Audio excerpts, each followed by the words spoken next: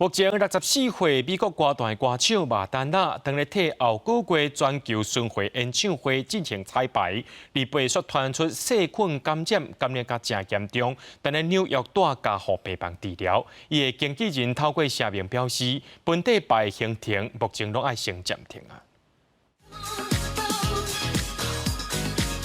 80s, 90s, 2000s, 4 decades of music avec moi, MLVC. Welcome to the party, bitches. 美国乐坛流行天后麦丹娜原本要纪念热门单曲《Holiday》发行40周年，下个月15日要加拿大Vancouver展开84天的全球巡回演唱会，全片影片拢照4个地放送。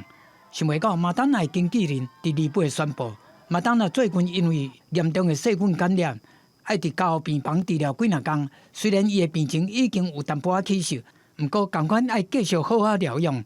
原本排好势日程，目前拢需要先发动，等候新的日程安排好势了后，才可发布通知。64岁麦丹娜，Forbes 杂志美国拍片期间富博排行榜排名第45，估计伊的财产价值5亿8千万美金。伊伫巡回演唱就赚12亿美金。今年这场庆祝之旅伫北美甲欧洲数十个城市举行的全球巡回，主题是向麦丹娜40几年的表演生涯致敬。一首一首展现伊一世人所有的热门歌曲。